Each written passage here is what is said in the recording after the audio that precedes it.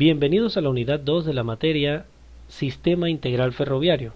El punto que vamos a tratar en esta ocasión es el referente a la infraestructura ferroviaria.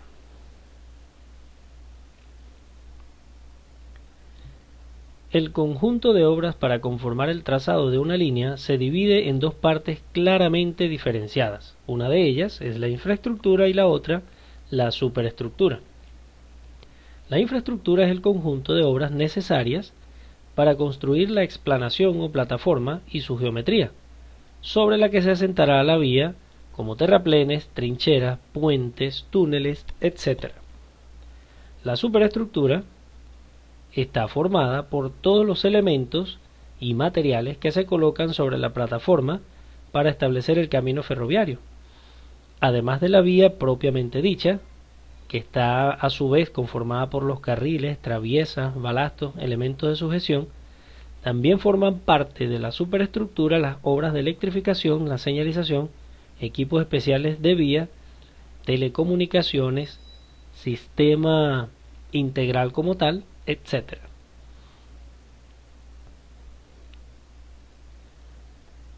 El diseño de la infraestructura ferroviaria depende de diversos factores como la orografía y las limitaciones propias del material ferroviario, planteándose las siguientes soluciones geométricas. Vamos a hablar de un punto muy importante, o de dos específicamente, comenzando lo que es el perfil longitudinal, y se dice que las alineaciones en alzado son aquellas cuya proyección sobre el plano son una sucesión de rectas unidas por unas curvas de carácter, bien sean cóncavos o convexos, según enlacen pendientes con rampas o rampas con pendiente. Por supuesto, se denomina rampa el aumento de cota en el sentido de la marcha y pendiente la disminución. Muy bien, para facilitar muy claro y volver muy entendible estos conceptos, primeramente, lo que es el perfil longitudinal no es más que lo siguiente. Imagínese que circula por una carretera y todas aquellas curvas de carácter vertical, llámense subidas o bajadas, forman parte de lo que es un perfil longitudinal. Es decir, curvas y bajadas se asocian directamente con el perfil longitudinal de una vía. Y en cuanto a lo que es rampa o pendiente, sencillamente véalo de esta manera. La rampa es solamente aquellas partes donde usted se encuentra en subida, y cuando se encuentra en bajada, en ese momento usted se está encontrando con una pendiente.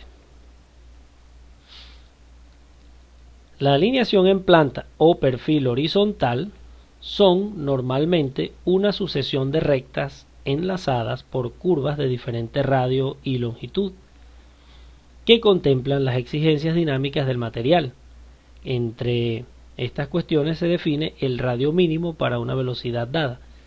Muy bien, ¿qué es un perfil longitudinal? Claramente dicho, es solamente las curvas que usted se puede encontrar en sentido de la marcha. Una vez más le pido que se imagine una carretera y todas aquellas curvas en sentido horizontal que usted se consiga por el camino, esas son las denominadas o los denominados perfiles horizontales. La unión de curvas con rectas. Para facilitar la circulación en vía, o mejor dicho, la circulación en curvas, se precisan otras dos peculiaridades geométricas.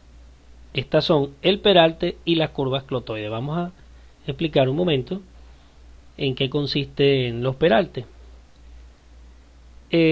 Su definición es la diferencia de cota entre los dos carriles de la vía en una curva. Se consigue incrementando la cota del carril exterior, por supuesto, en sentido de la curva,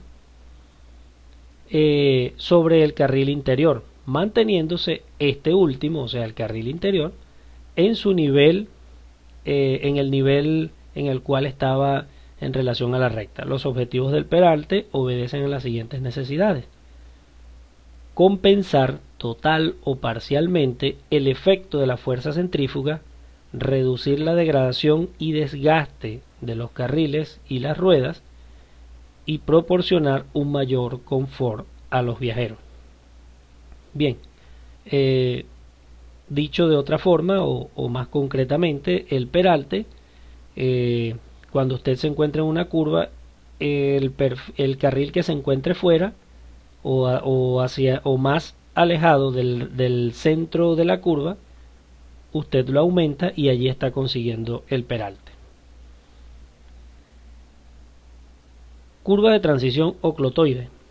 Cuando una curva se une directamente a una recta, en el punto de tangencia perteneciente a esta no es preciso ningún peralte. Y en el mismo punto considerado como perteneciente a la curva circular, sí es preciso este último, o sea, el peralte, en toda su magnitud.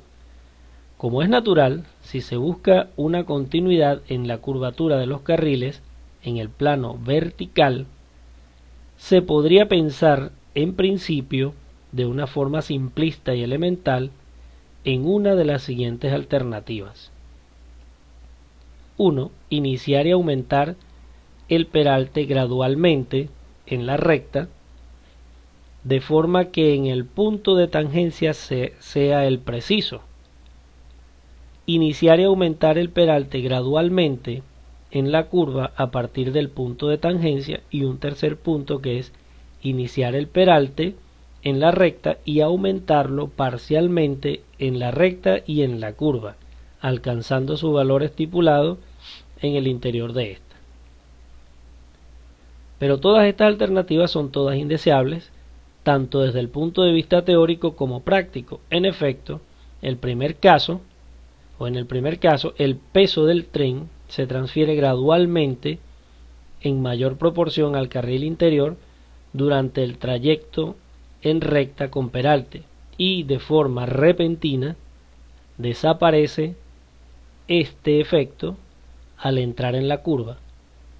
Cuando el peralte es considerable, el efecto de este desplazamiento brusco puede ser importante y es, en cualquier caso, la causa de un trabajo irregular de la suspensión, que influyen en la rodadura y en la deformación de la vía. En la segunda alternativa, la fuerza centrífuga permanece sin compensar al entrar en la curva y la rueda delantera exterior del vehículo sufrirá este efecto. Incluso si las pestañas no llegan a remontar el carril, habría un desgaste excesivo y una rodadura incómoda hasta que se alcance el valor del peralte preciso. En el tercer caso, se produce una combinación de los inconvenientes relativos a los dos anteriores con el mismo impacto en el punto de tangencia de los problemas de desgaste y falta de confort. Muy bien, vamos a explicar un poco de qué se trata toda esta teoría. Imaginemos la imagen que visualizamos acá. Yo le invito a que abra un poco más el compás de su imaginación e imagine una pantalla en blanco y dibuje una letra U volteada o una U hacia abajo. Muy bien. Una vez que ha dibujado esa letra, alargue los brazos de esa U un poco más de lo normal, consiguiendo prácticamente una herradura. La parte recta de esa herradura que acaba de visualizar forma parte de la recta de la vía, y la curva es propiamente dicha el momento de quiebre o el punto de quiebre entre la recta y la curva. Esto para el material rodante es un inconveniente que pudiera resultar ser fatal. De hecho, si nos centramos en la imagen, estamos viendo una curva debajo del puente, que es la curva propiamente dicha que el material rodante va a enfrentar. Muy bien, pasemos nuevamente a la imagen de la U o la herradura volteada. Si usted toma las patas de esa herradura y comienza a aperturarla y a deslizar la parte de la curva un poco más hacia las patas de la herradura, va a conseguir una especie de curva más abierta. Eso es lo que se llama el clotoide. El clotoide no es más que la prolongación de la curva sobre la recta para tratar de suavizar los efectos de roce o los efectos de fricción entre la llanta o la pestaña del material rodante, de la rueda del material rodante, con la parte interior de la curva, del carril, perdón. En este caso, si observa bien la imagen, estamos viendo justo debajo del puente la curva propiamente dicha. Sin embargo, al prolongar el efecto de la curva un poco más allá, vemos en esta sección una especie de recta mezclada con una semicurva. Es una curva muy sutil, ¿verdad? Que es la que va introduciendo el material rodante para prepararlo a la curva propiamente dicha, que es la que está debajo del puente. A esta pequeña transición entre la recta, que es lo que estamos señalando con la flecha acá, de ambos carriles de hecho, esta pequeña transición entre la recta y la curva propiamente dicha, que comienza aproximadamente desde este punto en adelante, a eso lo llamamos, a este pedazo de riel o cupón, lo estamos, es lo que se denomina clotoide. Por supuesto, como les dije en un principio, esto va en función de reducir el desgaste entre la rueda y el carril cuando el material rodante se enfrenta a terrenos donde hay curvas.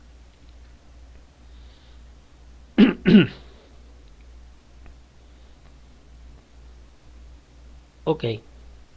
El único método para evitar estas dificultades es introducir entre la recta y la curva otra curva en la que el radio disminuya gradualmente, esto desde infinito en la recta hasta el valor correspondiente a la curva al inicio de esta.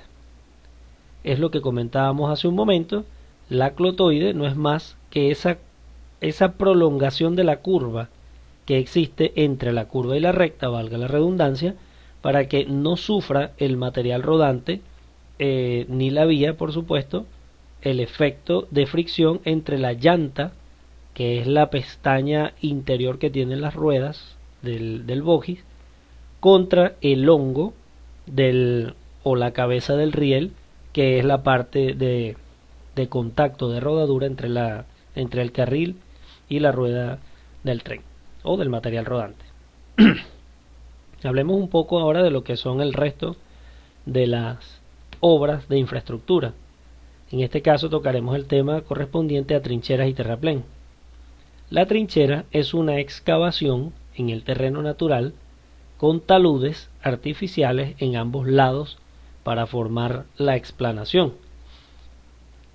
Aquí estamos viendo a la derecha una fotografía donde vemos lo que es una trinchera. Si pueden observar, es como si hubiese el cerro o la montaña continuase y se hizo un pequeño bocado, abriéndose paso para que la vía sea continua o para la construcción de la vía férrea, y los taludes no son más que la pendiente que existe entre el borde del desfiladero hasta la falda, o sea, la falda del desfiladero, desde la punta hasta la falda. Esa pequeña pendiente que existe en este caso es muy pequeña. Hay taludes donde la pendiente es mayor. Es lo que se llama el talud, o es lo que se denomina el talud, esta pendiente que estamos señalando acá. Muy bien. El terraplén es todo lo contrario, es macizo de tierra para rellenar una vaguada cuya parte superior constituye la plataforma de la vía. El terraplén es algo más conocido, puesto que no solamente en caso de la vía férrea se usa, sino que en caso de carreteras también, y es de uso más frecuente. Puentes ferroviarios. Estas obras permiten que la vía férrea mantenga su continuidad física y geométrica en aquellas zonas en que el terreno no lo permite, salvando las dificultades orográficas, permitiendo además que en muchos casos el cruce a distinto nivel con otras vías de comunicación pueda llevarse lugar a través de la construcción de estas obras. Acá en esta fotografía podemos observar dos finales de tierra firme.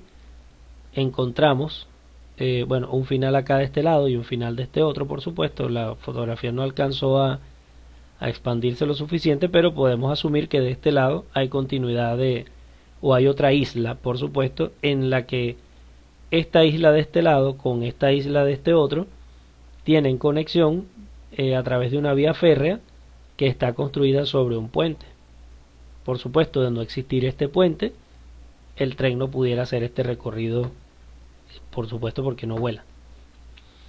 En el proyecto y cálculo de un puente se tienen en cuenta tanto detalles relativos a su ubicación, alineación y perfil longitudinal del camino de rodadura, como los métodos científicos de cálculo de estructura, según una amplia gama de variantes en función de si es o no lineal, la bidireccionalidad o el comportamiento mecánico en el tiempo. Aquí influyen factores como el viento, la carga, la velocidad y el tipo de circulación o la frecuencia de circulación que van a tener los trenes a través de los puentes. Podemos establecer una primera clasificación de los puentes en función de la luz total de la obra como puentes de gran luz y de pequeña luz. Si nos vamos al dibujo de un principio, vamos a ver que tenemos puentes de pequeñas luces intercaladas y esto clasifica dentro de los puentes de pequeña luz. Los puentes de gran luz son los viaductos, que son obras con varias luces que salvan vaguadas, o mejor dicho, sortean o permiten el camino a través de vaguadas y depresiones, alcanzando a veces algunos kilómetros de longitud. Y los puentes son obras de más de 10 metros de longitud destinados a cruzar, en general, cortaduras de terreno que alojan en su fondo un río o una vía de comunicación. Los puentes de pequeña luz son los portones que permiten el paso de pequeños cauces de agua o líneas de comunicación. Las alcantarillas, que son obras exclusivamente de desagüe, las tejeas, que son pequeñas obras de desagüe, y los caños, que son simples tubos de reducido diámetro. Estos forman parte de los pequeños puentes o de los puentes de pequeñas luces. A lo largo del tiempo, los puentes ferroviarios han ido evolucionando en función de la explotación, los tipos de materiales y las técnicas específicas. Al principio, la madera, la fábrica y el hierro fundido eran las técnicas de materiales utilizados, centrándose en los dos últimos para su estudio. La utilización inicial del hierro en los puentes fue con pequeñas piezas forjadas tales como tirantes y otros componentes resistentes a la tracción. Conforme fueron aumentando las luces y las cargas, se fue desarrollando un entramado de perfiles que proporcionaban además de una gran resistencia a la flexión, una importante reducción de peso, obteniéndose el puente de vigas de celosía, que en grandes luces están a menudo unidas por entramados de techo. Un dato muy importante: cuando hablan de celosía están hablando de esas cerchas triangulares que técnicamente se llaman celosía. En la actualidad, tras una larga y continuada evolución, de los únicos materiales utilizados en los puentes metálicos son el hormigón y el acero en construcción soldada, suponiendo un importante avance en cuanto a resistencia, aligeramiento, fiabilidad y mantenibilidad. Desde los primeros tiempos del ferrocarril, el arco de piedra y fábrica de ladrillo ha sido una solución sencilla para los puentes de pequeña luz. Actualmente ya no se utilizan estas técnicas, siendo situadas por puentes de hormigón. Las tres partes más importantes de los puentes son el tablero, la zona de transición entre la obra de tierra y la obra de fábrica, y los pilares o pilas, o comúnmente conocidos como los estribos. estribos y columnas. El tablero es la parte del puente que da continuidad a la explanación o la carretera propiamente dicha, en el caso de la vía férrea, que es el que nos atañe, sobre la que se tenderá la superestructura. En función de la ubicación de las vigas que constituyan el tablero, este podrá ser superior, intermedio o inferior. Las zonas de transición entre la obra de fábrica y la obra de tierra deben contemplar soluciones para la variación de la rigidez vertical de la vía en la transición, para los movimientos longitudinales de los extremos del tablero del puente, tanto por las temperaturas como por las sobrecargas dinámicas y las variaciones de la cota de vía sobre el terreno de acceso al puente. Los pilares son los soportes verticales, por supuesto, que son los que llevan las cargas del peso de circulación sobre el puente, y los estribos que les mencioné en un principio son los puntos donde se empatan, coloquialmente dicho, el tablero con los dos extremos del puente. Dimensionamiento. En el diseño de un puente se deben tener en cuenta tanto las propiedades y características de los materiales seleccionados como el cálculo preciso y dimensionado de los elementos y conjuntos resistentes, todo ello con una gran visión de futuro que prevea la posibilidad de crecimiento del tráfico tanto ferroviario como de las vías de comunicación que afecten al puente a distinto nivel. La vía y el puente, se trata de la siguiente cuestión. Un puente siempre representa una singularidad en el trazado, por lo que se debe tener en cuenta una serie de aspectos a la hora de colocar la vía sobre él, existiendo diversas posibilidades de colocación de la vía sobre los tableros de los puentes, aunque siempre en función de la existencia de balasto. Actualmente las vías férreas sin balastos están en un auge de crecimiento bastante importante debido a nuevas técnicas de construcción de vías, pero esto lo trataremos más adelante en el desarrollo de la materia. Siempre que sea posible, la vía se tendrá sobre un lecho de balasto, ya que una fijación directa de los carriles sobre el tablero generaría una interacción dinámica entre el tren y el puente, que sin un elemento elástico intermedio aceleraría el proceso de degradación de la geometría de la vía y la agresión a la estructura del puente. El balasto, como bien es conocido, es una especie de muelle o de resorte que, por estar conformado por piedras entrabadas o piedras enlazadas, facilita la reducción y distribución de las cargas o los esfuerzos a los que se somete la vía, lo que hace que el impacto directo del peso se amortigua o se distribuya entre las diversas piedras o en la granulometría, y esto provoca una especie de colchón de amortiguamiento para el tráfico del tren. Pruebas. La práctica totalidad de las especificaciones relativas a la construcción de puentes en las diversas administraciones ferroviarias indica la necesidad de realizar una prueba de cargas sobre la obra terminada. Las pruebas consisten en comprobar que el puente es capaz de resistir el paso de una carga superior a cualquier carga que la obra debiera soportar a lo largo de su vida útil. La forma de realizarlo consiste generalmente en la colocación de varias locomotoras del tipo más pesado posible para el ensayo de cargas estáticas. Por supuesto, esto no es más que someter al puente a una serie de rigores superiores a los que debe soportar para garantizar así que en el momento de la utilización, en el caso de la explotación ferroviaria, el puente no vaya a fallar y tengamos la plena certeza de que es segura la circulación por ese puente.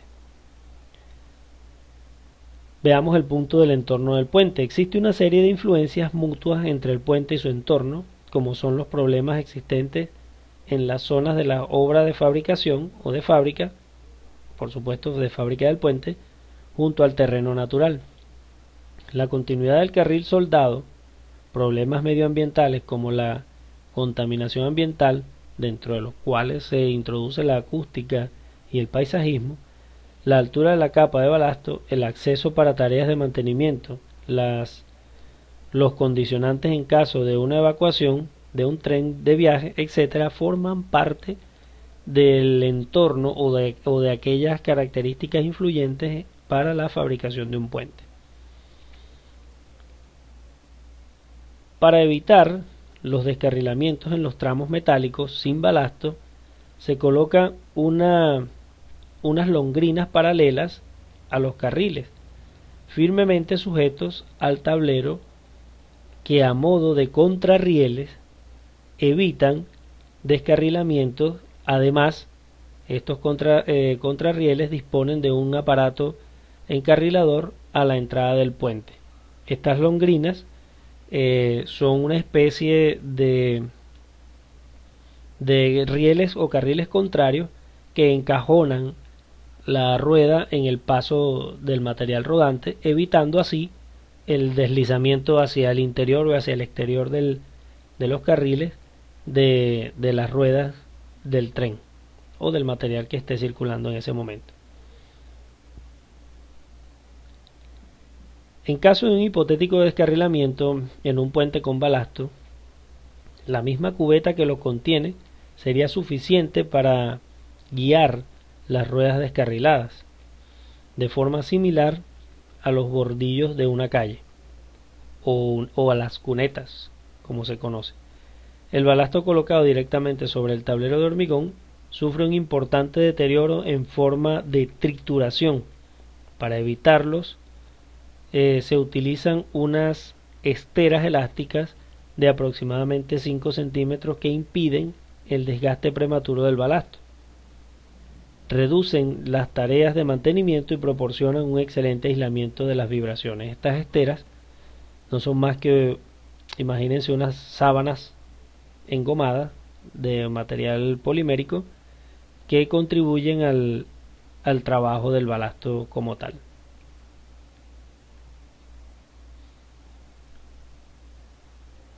Los ruidos son un problema añadido de difícil solución, que no tiene mucha importancia en los puentes y viaductos de hormigón, en los que la vía sobre balasto tiene una emisión de ruido similar a la del resto de la vía. Sin embargo, en los puentes de acero puede generar un ruido al paso de la circulación superior a los 100 decibeles. Para reducirlo se deben colocar elementos aislados vibratoriamente de la estructura del puente.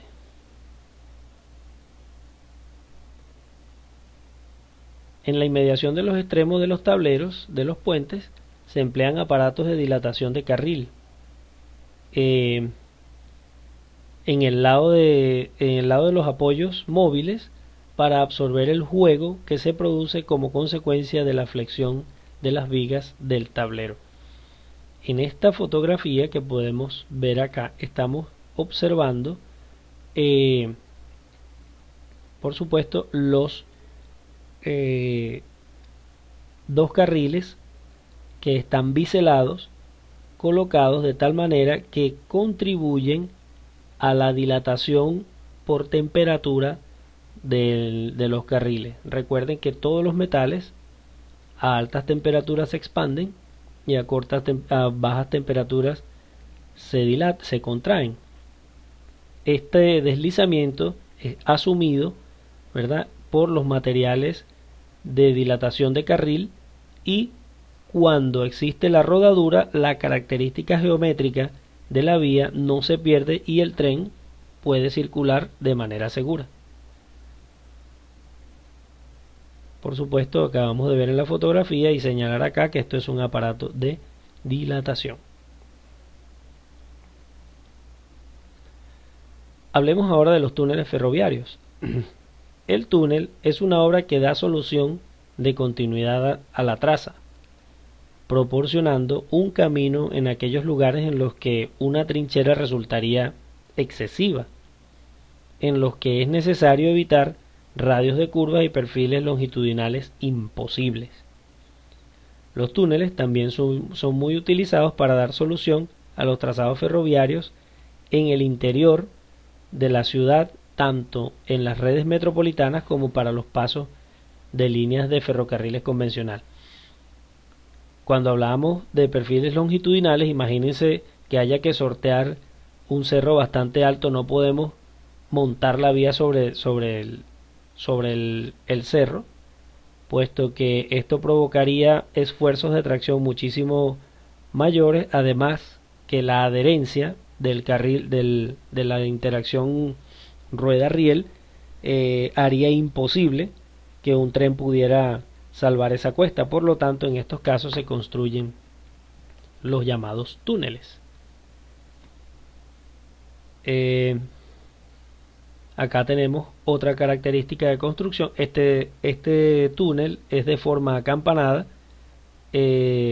Podemos observar o deducir de su forma que es un tren de alta velocidad, debido a que cuando el tren inicie o penetre dentro del túnel, comienza una compresión de masa de aire a medida que va avanzando, y esa compresión se va a destapar justo a la salida del túnel. Imaginemos por un momento que viene un material rodante en sentido saliente, o que en algún momento vamos a encontrar o vamos a ver un tren saliendo por este túnel. Obviamente delante de él es inobservable la masa de aire que viene comprimida desde el interior del túnel, perdón, y cuando sale, la forma acampanada lo que hace es permitir que esa salida de aire sea lo más rápida posible hacia arriba, evitando que la explosión transversal impacte contra otros trenes que vengan en sentido contrario, o en las inmediaciones, si se encuentran construcciones urbanísticas, pudiera ocasionar incluso problemas de explosión de vidrios o cualquier otro tipo de material como ventanas, y crear por supuesto incomodidad al resto de los ocupantes de esas construcciones urbanísticas. Muy bien. Sistema de seguridad, evacuación y refugio. Esto es ya hablando un poco de la parte final de esta unidad. Los sistemas de seguridad y evacuación en los túneles, que son infraestructuras de transporte en las que se puede dar situaciones de emergencia con graves daños a las personas y a los bienes. Por ello se hace necesario dotarlos de elementos que aumenten la seguridad y faciliten la evacuación en caso de emergencia.